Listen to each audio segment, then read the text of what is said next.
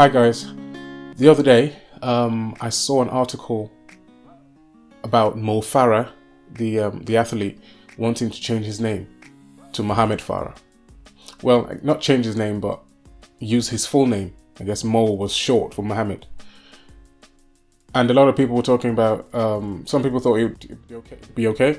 Some people thought it's not really smart, it's not really going to work. It's too late, he's already known as Mo. No one's going to call him Mohammed. And it just got me thinking, what's in a name? How important is what we call ourselves? And how important is what people call us? We know a lot of artists, a lot of celebrities that have changed their names for, PR purposes because their names are too long or hard to pronounce or hard to spell. And they sort of went through a rebranding kind of thing.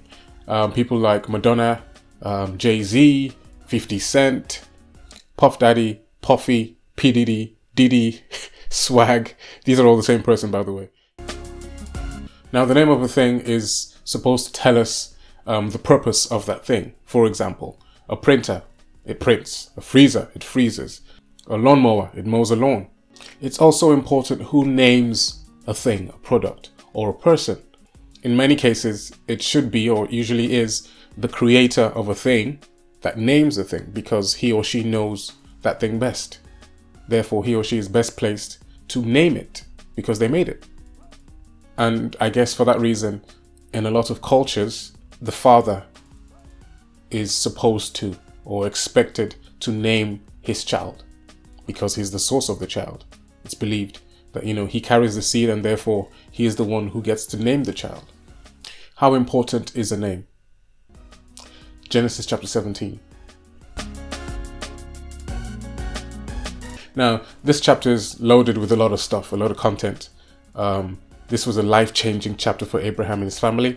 The two main themes in this chapter are the covenant, i.e. circumcision, which, we're not even going to talk about today because it's huge and we haven't got time for it. And the other theme is the naming part of it. So God appears to Abraham and says to him in verse 2, I will make a covenant with you. Verse 4, this is my covenant with you. I will make you the father of a multitude of nations, many nations. Verse 5, what's more, I am changing your name.